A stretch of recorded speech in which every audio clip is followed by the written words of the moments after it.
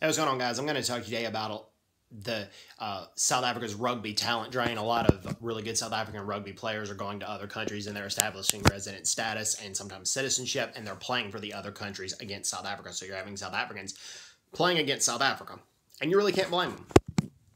South Africa rugby star Brian Habana is talking about how a lot of times when the players do that, it's not always due to money. I mean, money is usually not their primary goal. A lot of times it can be safety concerns. And right now, the UK and France and Australia, New Zealand, a lot of key countries that play really good rugby, they're safer than South Africa. South Africa has the highest murder rate in the world. Right now, they're averaging over 50 murders a day. You guys have probably seen in the news, a 22-year-old lady has just been murdered by her boyfriend, and she was burned.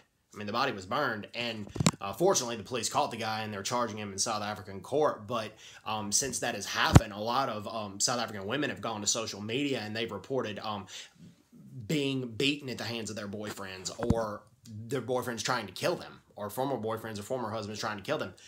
And I don't agree with this, but hashtags are coming up saying men are trash.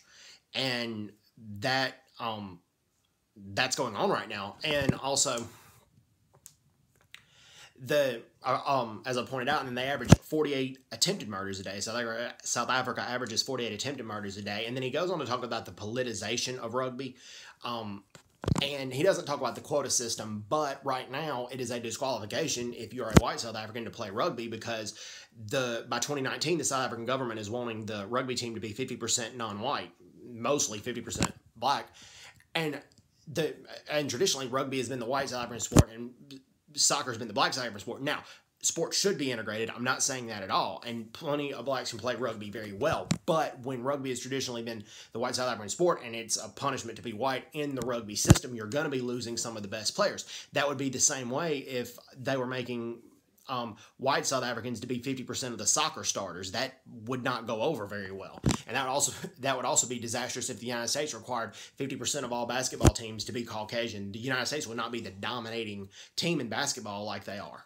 I mean, they would not. They would not have won all the gold medals that they have. It just doesn't make any sense to do that. So you really can't blame these players for going to these other countries and playing against South Africa. It's not something they want to do, but they feel like they have to do it for the safety of their families and to be able to get a fair shot in the game of rugby. So anyways, hope everyone's doing well. Take care. God bless, and bye-bye. Bye-bye.